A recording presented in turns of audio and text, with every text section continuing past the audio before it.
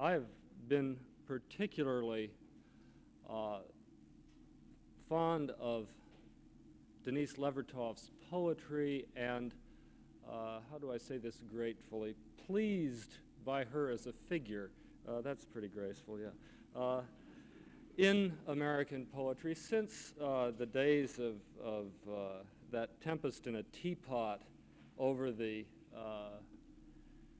the beats versus the squares and things like that, when another of the endless great revolutions of American poetry came and went to the glee of Life magazine. And when Kenneth Rexroth and others had picked up on this new thing and were describing it and were describing all the old things that it would knock down, my first reaction was, well, do you mean it? If there is, as there obviously was a kind of perjured witness about the world in what had come to be the academically accepted poetry, if there was a kind of awful straining after imaginative connection rather than vision, then I think one waited to see would a man like Rexroth recognize the real, pure, direct, simple, spoken thing when it arrived. And for me, it was his welcoming the poetry of Denise Levertov that proved to me that he would.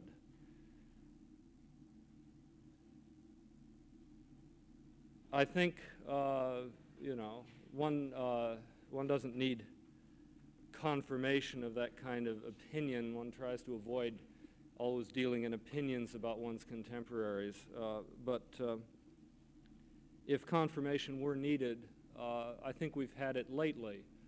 When it proved that there was no poet better prepared with an ability to see what the eye can see, to dream what the mind can dream, and to put them into a right relationship in speech.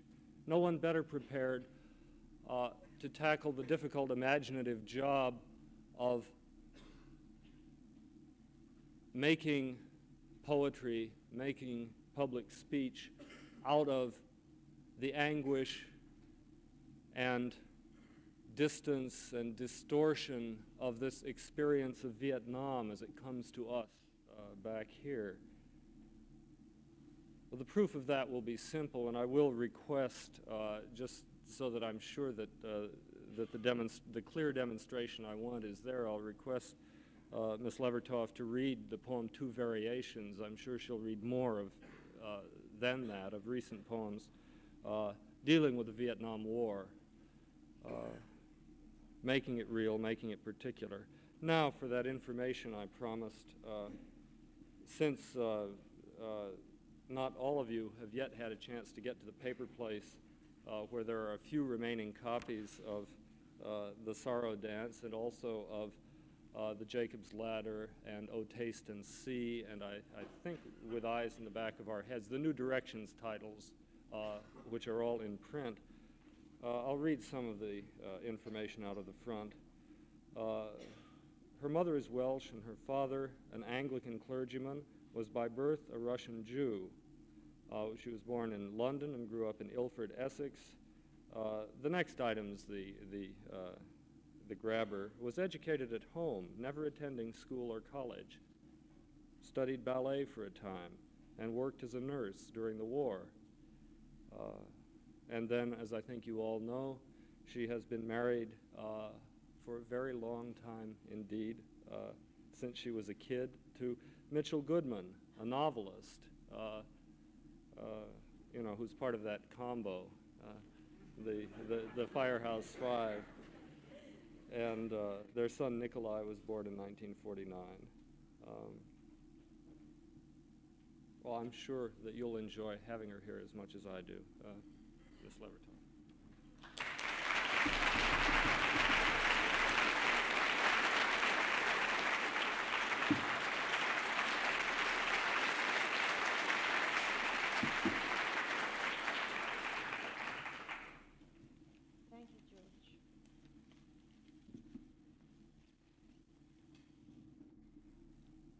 going to begin with a poem called A Man. Living a life, the beauty of deep lines dug in your cheeks. The years gather by sevens to fashion you.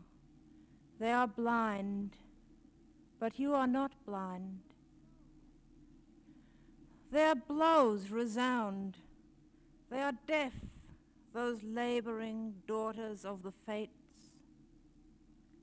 But you are not deaf. You pick out your own song from the uproar, line by line, and at last throw back your head and sing it.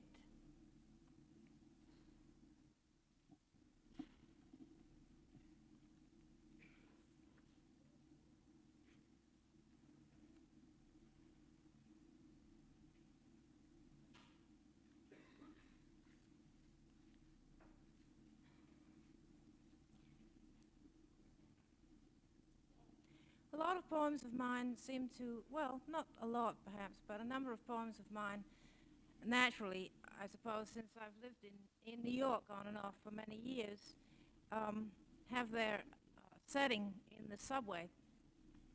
And this is one of those. It's called The Mutes. Those groans men use, passing a woman on the street or on the steps of the subway, to tell her she is a female, and their flesh knows it. Are they a sort of tune, an ugly enough song sung by a bird with a slit tongue, but meant for music? Or are they the muffled roaring of deaf mutes trapped in a building that is slowly filling with smoke? Perhaps both. Such men most often look as if groan were all they could do. Yet a woman, in spite of herself, knows it's a tribute.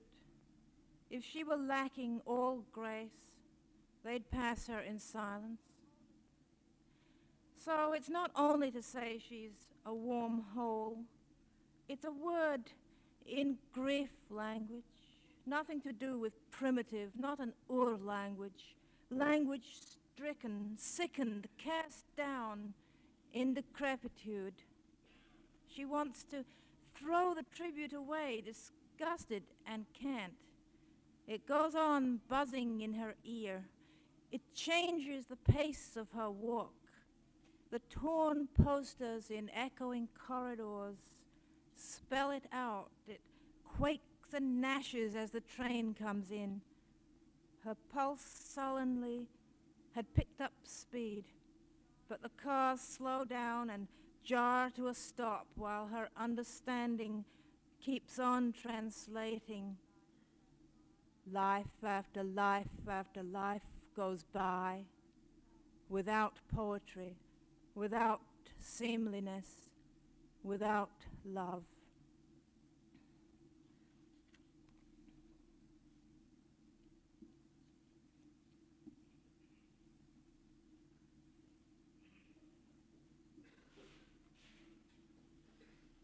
I hadn't originally planned to do so when I sort of jotted down what poems I thought I would read this afternoon, but I think I'd like to read another subway poem that, in a certain sense, though certainly at the time of writing the other one, which came second, I had no thought that it was so, but in a certain sense, I think these two poems are companion pieces. And this one is called A Solitude. A blind man, I can stare at him, ashamed, shameless. Or does he know it? No, he is in a great solitude. Oh, strange joy to gaze my fill at a stranger's face. No, my thirst is greater than before. In his world, he is speaking almost aloud. His lips move. Anxiety plays about them. And now joy of some sort trembles into a smile. A breeze I can't feel crosses that face as if it crossed water. The train moves uptown, pulls in and pulls out of the local stops. Within its loud, jarring movement, a quiet. The quiet of people not speaking, some of them eyeing the blind man. Only a moment, though, not thirsty like me.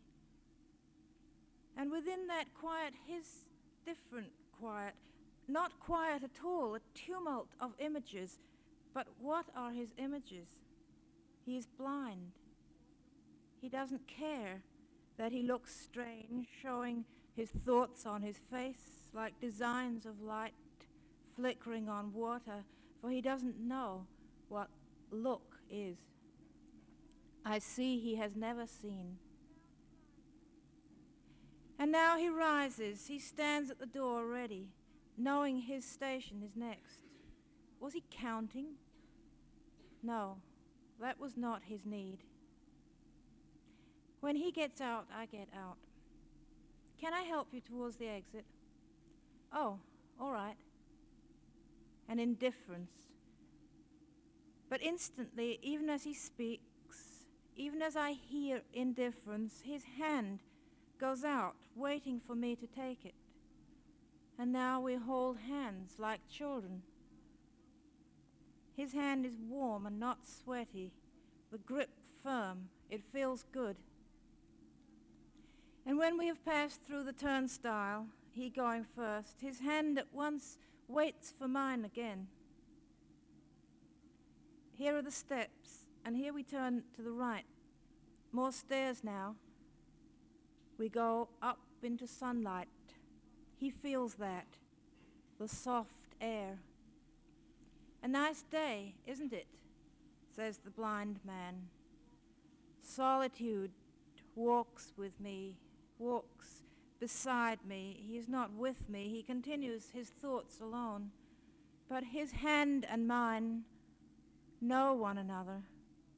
It's as if my hand were gone forth on its own journey. I see him across the street, the blind man. And now he says he can find his way. He knows where he is going. It is nowhere. It is filled with presences. He says, I am.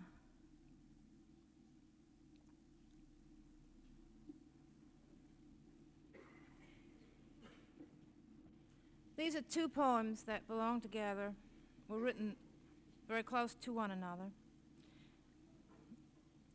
The first one is called The Closed World, and it has an epigraph from Blake's Jerusalem that says, if the perceptive organs close, their objects seem to close also. The house snake dwells here still, under the threshold, but for months I have not seen it, nor its young, the inheritors.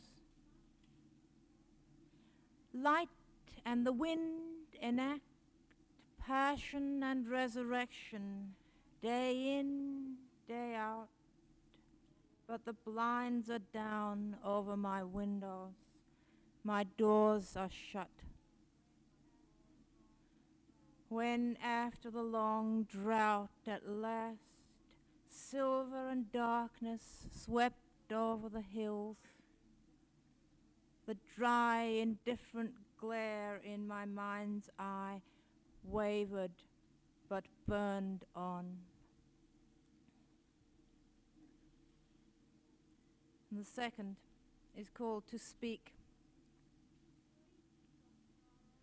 To speak of sorrow works upon it, moves it from its crouched place, barring the way to and from the soul's hall. Out in the light it shows clear, whether shrunken or known as a giant wrath, discreet at least, where before its great shadow joined the walls and roof and seemed to uphold the whole like a beam.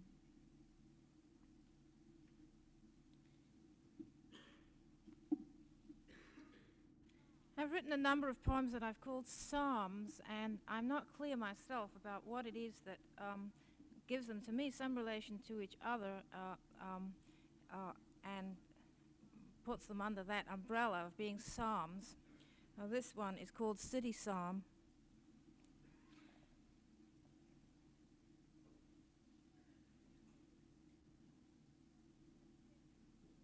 The killings continue. Each second, pain and misfortune extend themselves in the genetic chain.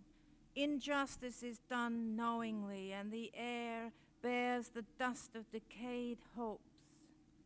Yet breathing those fumes, walking the thronged pavements among crippled lives, jackhammers raging, a parking lot painfully agleam in the May sun, I have seen not behind, but within the dull grief, blown grit, hideous concrete facades, another grief, a gleam as of dew, an abode of mercy. Have heard not behind, but within noise, a humming that drifted into a quiet smile. Nothing was changed, all was revealed otherwise. Not that horror was not that the killings did not continue, not that I thought there was to be no more despair, but that as if transparent, all disclosed an otherness that was blessed, that was bliss. I saw paradise in the dust of the street.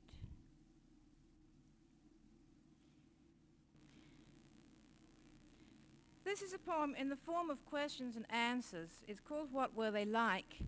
And it consists of 6 questions and then 6 replies. And I wrote it that way, as a block of questions and then a block of replies.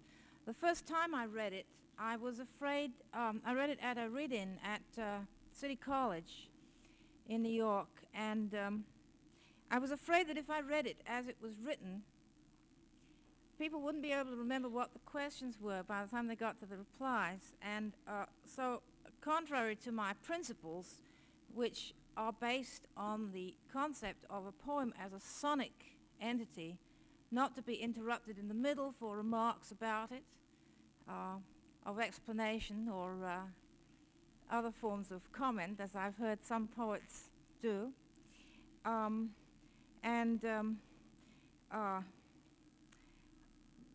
entity not to be violated, in other words, I yet, in this case, decided to read a question and then an answer, a question and then an answer. I wasn't very pleased with the result, and although I didn't think it made very much difference sonically, but it seemed to destroy tone and momentum. And I questioned a lot of people then about whether they, if I read it the other way, if they could still remember what the questions had been. And they seemed to agree that they could. So since then, I've tended to read it that way.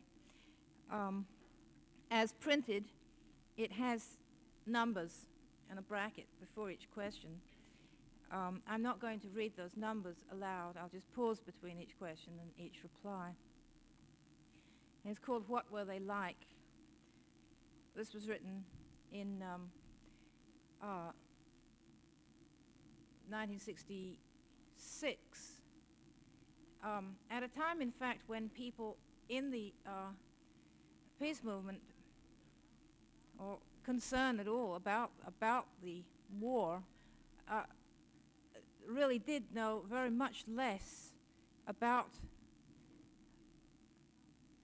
who the Vietnamese were, what they were like, than we do now. I wrote it, in fact, at a time when we were preparing for Angry Arts Week in New York, and one of the programs we intended doing was to be called Vietnamese Life, and as a recognition of our terrible ignorance of life in Vietnam, the people involved, who were all kinds of artists, dancers and actors and filmmakers and musicians, as well as writers and painters, tried to really find out about some aspect of Vietnamese life. I don't write poems for special occasions, but it was while we were having some meetings to discuss these programs, I think, that I wrote this poem under pressure of the realization that we knew so little. But since then, we've seen films like the Philip Screen film, and a lot more people have been as visitors and come back and told us things about life there. But only that very short while ago, a bunch of really quite intelligent and in general well-informed people in New York were forced to the realization of their gross ignorance of a people that we were very concerned about, and we realized that it was a weakness, a grave weakness in our morality, that it should be so abstract that we had not taken the trouble to find out something about them. What were they like? Did the people of Vietnam use lanterns of stone? Did they hold ceremonies to reverence the opening of buds? Were they inclined to quiet laughter? Did they use bone and ivory, jade and silver for ornament? Had they an epic poem?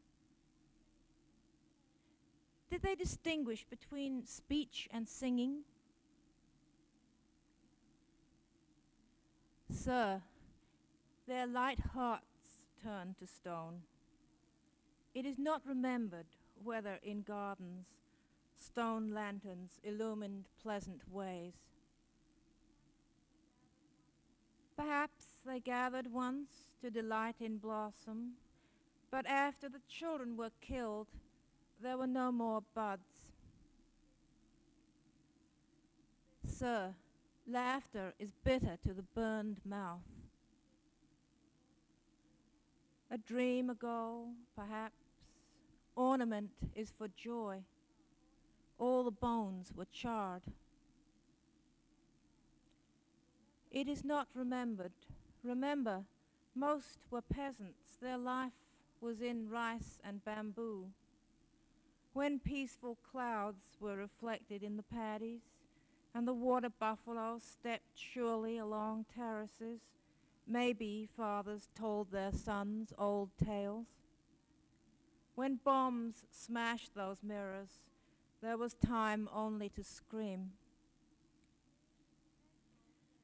There is an echo yet of their speech, which was like a song. It was reported their singing resembled the flight of moths in moonlight. Who can say? It is silent now. As I read the poem, I remembered that the more particularly the occasion that started the poem for me was meeting Thich Nhat Hanh, the Buddhist monk, whom some of you perhaps have heard. I don't know if he's been here, who was speaking in New York, and I went to a kind of reception for him, and he was the the first Vietnamese that I had ever met, and his small size and physical delicacy impressed me, along with when I first heard him speaking in Vietnamese with Bob Brown, an American whose wife is Vietnamese and who has lived there and speaks it. I thought they were singing to one another when they first were speaking. They were really just discussing the order of procedure at the meeting. And then when he did read some of his own poems later, it was, again, since the regular speech is so close to song, his reading of poems was really a chant. This was very impressive, and it was he that talked about the statistics of Vietnam and the very real possibility of totally exterminating his people. I'm going to read next the two variations that George Starbuck asked me to read.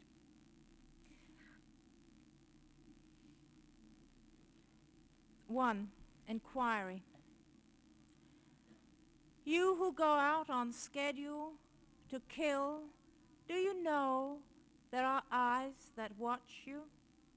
Eyes whose lids you burned off, that see you eat your steak and buy your girl flesh and sell your PX goods and sleep? She is not old, she whose eyes know you. She will outlast you.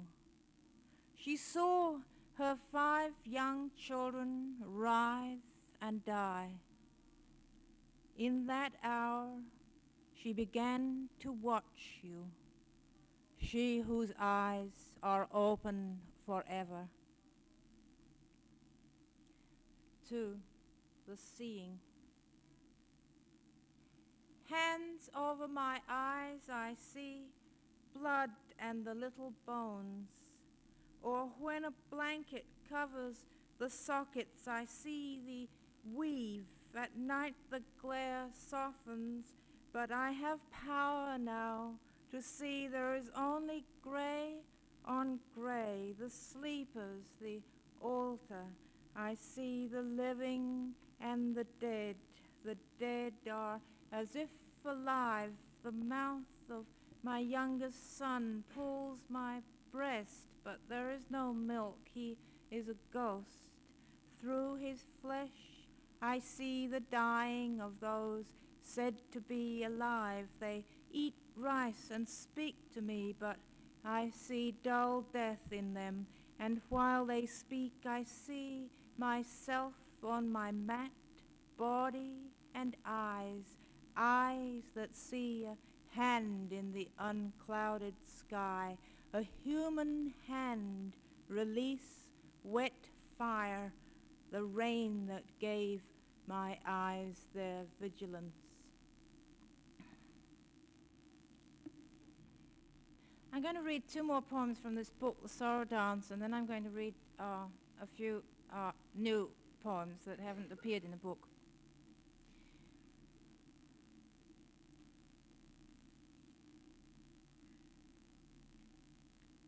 Because of the, well, I was going to say because of the occasion, I'm reading a lot of the poems that I have written about the war.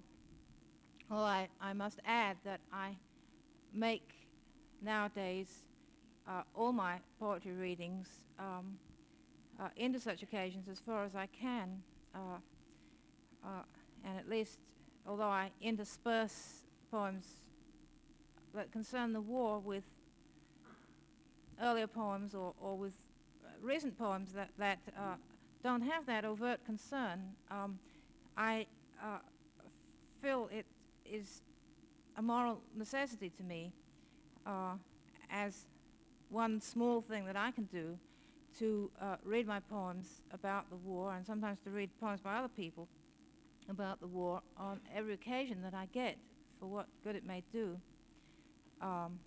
in Minneapolis, for example, I'm going to be talking to an audience entirely composed of high school English teachers, and I'm going to sock it to them, I hope.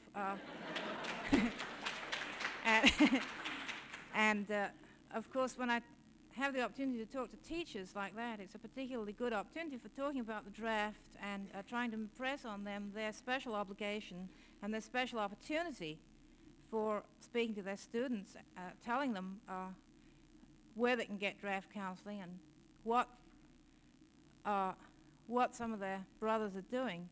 Now, of course, not all the high school teachers think of anybody as their brothers, but even those who don't, you know, one can, I'm saying this because I imagine that among you students, you do come into contact with, I mean, some of you may become high school teachers, and perhaps some of you do tutoring and stuff like that. So I think that it's important to remember that when one talks to teachers, even those who are not against the war can often be appealed to on a sort of just a very basic, honorable point of informing that all their students have a right to know that there is such a thing as draft counseling. And sometimes unsympathetic people who have a kind of personal honor will agree that they do have some obligation to tell their senior boy students this fact and not just let them drift into the Army without having even heard that there are any kinds of alternatives. Well, that was a digression. Sorry. This is called The Altars in the Street, and it was based on a report in the New York Times on June 17th, 1966, about the, there's a misprint in the book, by the way. Anyway, what it really should say is that the New York Times reported that as part of the Buddhist campaign of nonviolent resistance, Vietnamese children were building altars in the streets of Saigon and Hue, effectively jamming traffic. Children begin at green dawn nimbly to build top-heavy altars overweighted with prayers, thronged each instant more densely with almost visible ancestors. Where tanks have cracked the roadway, the frail altars shake. Here a boy with red stumps for hands steadies a corner. Here one adjusts with his crutch the holy base. The vast silence of Buddha overtakes and overrules the oncoming roar of tragic life that fills alleys and avenues. It blocks the way of pedicabs, police, convoys. The hale and maimed together hurry to construct for the Buddha a dwelling at each intersection, each altar made from whatever stones, sticks, dreams are at hand, is a facet of one altar. By noon, the whole city in all its corruption, all its shed blood the monsoon cannot wash away, has become a temple, fragile, insolent, absolute.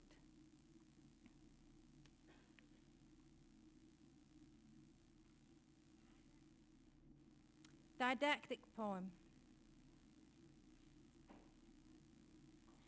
The blood we give the dead to drink is deeds we do at the will of the dead spirits in us, not our own live will. The dead who thirst to speak had no good of words or deeds when they lived, or not enough, and were left in longing. Their longing to speak, their thirst for the blood of their deeds done by us, would leave no time, place, force for our own deeds, our own imagination of speech. Refuse them. If we too miss out, don't create our lives, invent our deeds, do them, dance, attune with our own feet, we shall thirst in Hades, in the blood of our children.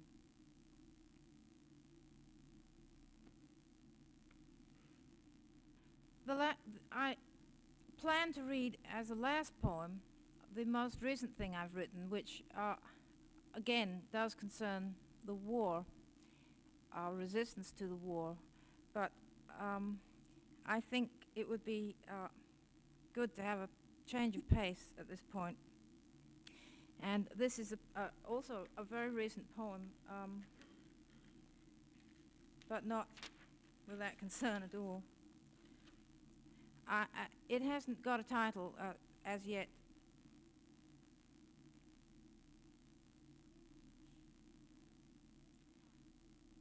The moon tiger in the room here. It came in, it is prowling sleekly under and over the twin beds. See its small head, silver smooth, hear the pad of its large feet. Look, its white stripes in the light that slid through the jalousies. It is sniffing our clothes, its cold nose nudges our bodies. The beds are narrow, but I'm coming in with you.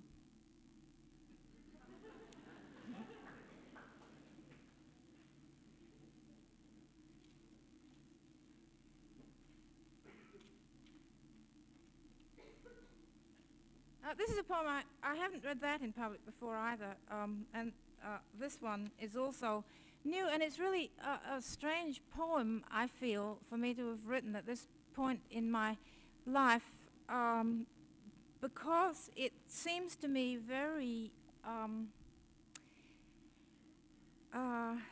well, I don't really know if it is or not, but it seems to me very old-fashioned. It could have been written, it seems to me, in 1838, let's say, but perhaps not. Anyway, I wrote it, and I would like to see what it hears like. Yeah, I mean, what it sounds like. And it also has no title. Titles are the last things to get written with me, anyway, and often give me much more trouble than whole poems.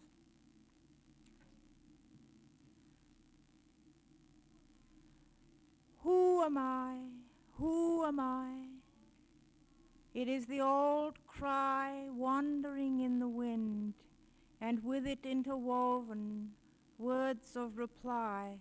I am fiery ember dispersed in innumerable fragments, flying on the wind, grey cinders and black, and all still burning, all bearing a point of flame hidden in ashes, flying upon the nameless winds and upon those that men know and name, Sirocco, Bis, Northeaster, Tramontana. I die, and again life is breathed into me. Who am I? Who am I?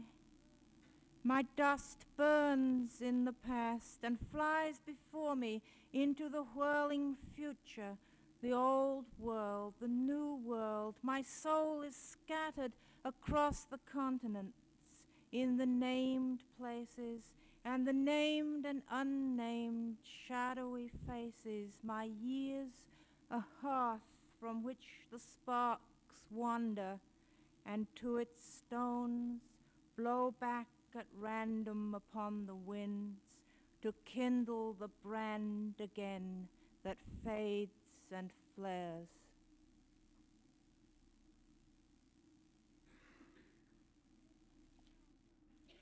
I think I'll finish up with this poem. It's a poem written recently, written in Puerto Rico during February and March, and it's called An Interim. It has several parts. It's almost like a sort of diary poem, and it has some quotes from newspapers incorporated in it, and it also has a section of a letter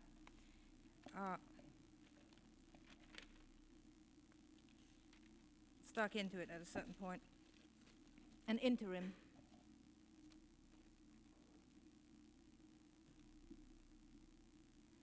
One.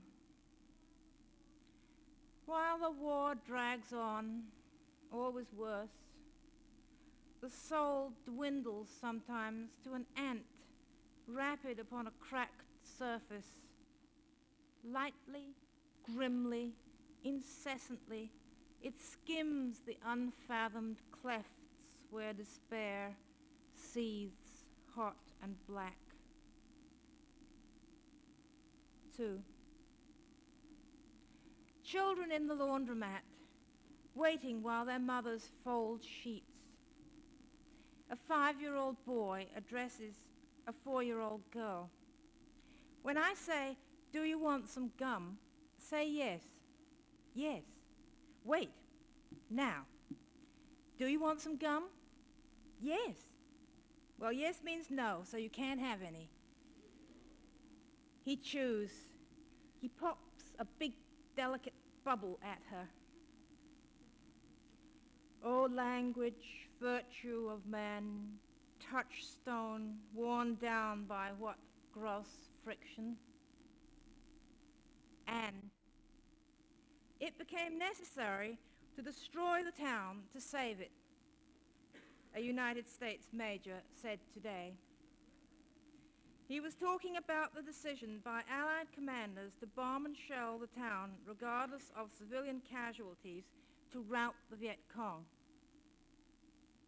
O language, mother of thought, are you rejecting us as we reject you? Language, coral island, accrued from human comprehensions, human dreams, you are eroded as war erodes us.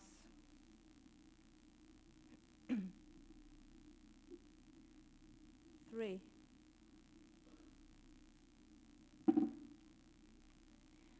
To repossess our souls, we fly to the sea, to be reminded of its immensity and the immense sky in which clouds move at leisure, transforming their lives ceaselessly, sternly, playfully.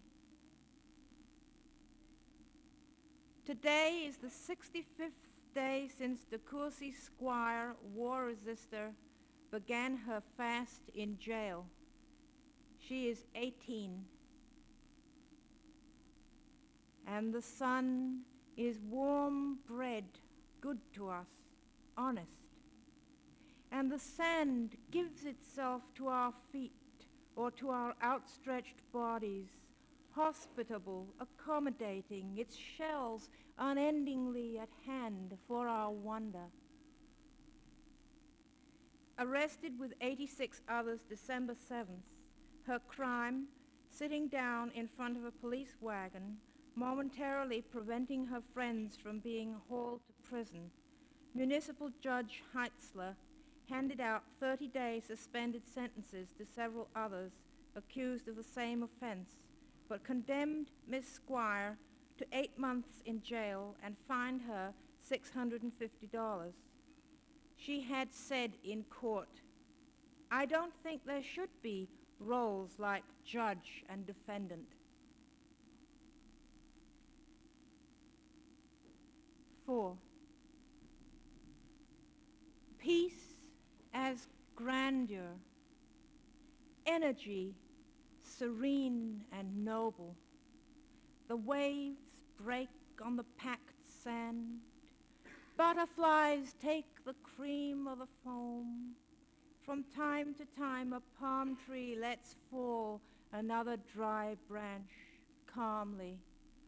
The restlessness of the sound of waves transforms itself in its persistence to that deep rest. At 14, after measles, my mother took me to stay by the sea. In the austere presence of Beachy Head, we sat long hours close to the tide line. She read aloud from George Eliot, while I half dozed and played with pebbles, or I read to myself Richard Jefferies' The Story of My Heart, which begins in such majesty. I was mean and grouchy much of the time, but she forgave me, and years later remembered only the peace of that time. The quiet there is in listening. Peace could be that grandeur, that dwelling in majestic presence, attuned to the great pulse. 5. The cocks crow all night, far and near, hoarse with expectation, and by day stumble red-eyed in the dust, where the heat flickers its lizard tongue. In my dream, the city was half Berlin, half Chicago, Midwest German, Cincinnati perhaps, where De Courcy Square is. There were many of us jailed there in moated fortresses, 5 of them with monosyllabic guttural names. But by day, they led us through the streets, dressed in our prisoners' robes, smocks of brown holland, and the people watched us pass and waved to us and gave us serious smiles of hope. Between us and the beach, 100 yards of trees, bushes, buildings, cut the breeze. But at the verge of the salt flood, always a steady wind prevailing. While we await your trial, and this is no dream, we are free to come and go, to rise from sleep and love and dreams about ambiguous circumstances, and from waking in darkness to cockcrow and moving deliberately by keeping still back into morning sleep, to rise and float into the blue day, the elaborate rustlings of the palm trees way overhead, to hover with black butterflies at the lemon blossoms. The sea awaits us. There are sweet oranges on our plates. The city grayness has been washed off our skins. We take pleasure in each other's warmth of rosy brown. 6. Puerto Rico, February 23rd, 1968. Some people, friends sincerely concerned for us, but who don't seem to understand what it's really all about, apparently feel sorry for us because Mitch has been indicted. One letter this morning said, shyly and abruptly, after talking about quite unrelated matters, "My heart aches for you." Those people don't understand that however boring the trial will be in some ways, and however much of a distraction, as it certainly is, from the things one's nature would sooner be engaged with, yet it's quite largely a kind of pleasure, too. A relief, a satisfaction of the need to confront the war makers, and in the process do something to wake up the bystanders. Mitch and the others have a great deal of support, people who think of them as spokesmen. They have good lawyers and have had and will have a lot of publicity of the kind one hopes will be useful.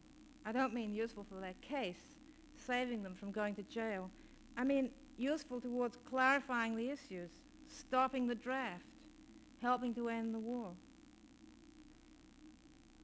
But something like a cramp of fury begins to form in the blue day, in the sweetness of life we float in, allowed this interim before the trial. A cramp of fury at the mild, saddened people whose hearts ache, not for the crimes of war, the unspeakable, of which then I won't speak, and not for De Courcy Squire's solitary passion, but for us. Denied visitors, even her parents, confined to a locked cell without running water or a toilet. On January 29th, the 53rd day of her fast, Miss Squire was removed to a hospital. All the doctors would do was inform her that the fast may cause her permanent brain injury. The sympathy of mild, good folk, a kind of latex from their leaves. Our inconvenience draws it out. The white of egg without the yolk, it soothes their conscience and relieves the irritations of their doubt. You see how it is. I'm angry that they feel no outrage. Their feeling flows in the wrong directions and at the wrong intensity. And all I can bring forth out of my anger is a few flippant rhymes. What I want to tell you, no, not you, you understand it. What I want them to grasp is that although I understand that Mitch may have to go to jail and that it will be a hard time for him and for me, yet because it's for doing what we know we must do, that hardship is imaginable, encompassable, and a small thing in the face of the slaughter in Vietnam and the other slaughter that will come.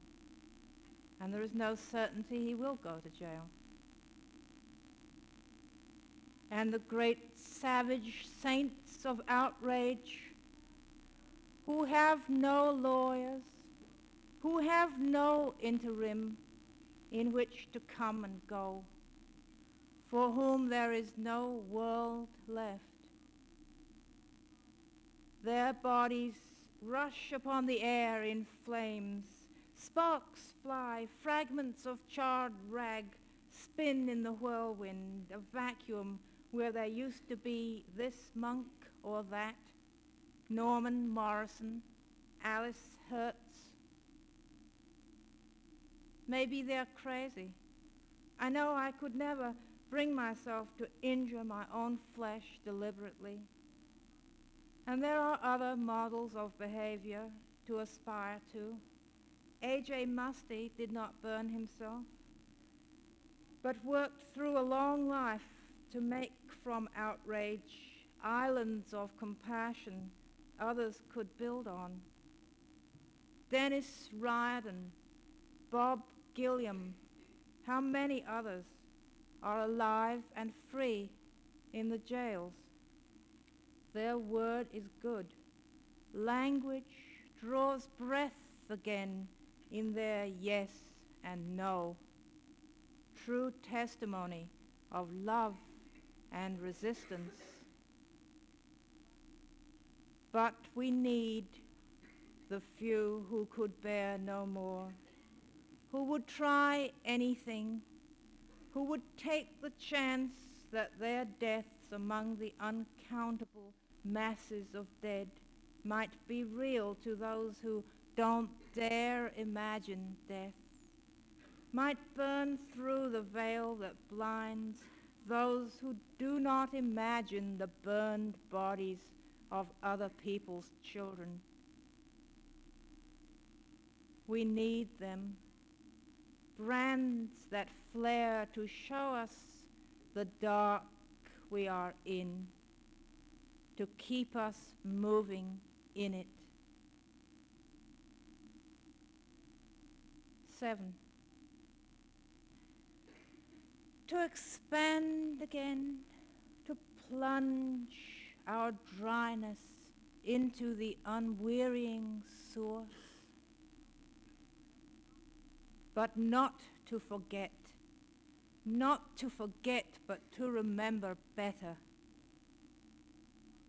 We float in the blue day darkly. We rest behind half-closed louvers. The hot afternoon clouds up. The palms hold still. I have a medical problem that can be cured, Miss Squires said last week when she was removed from the city workhouse to Cincinnati General Hospital.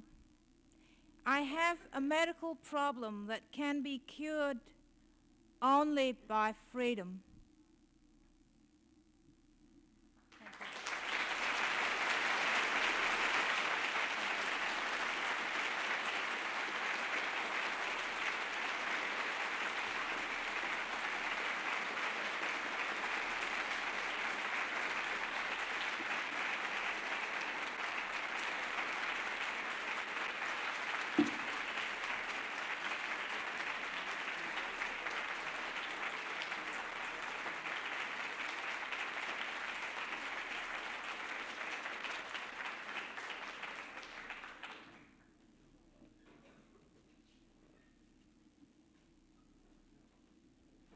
Well, that's just great.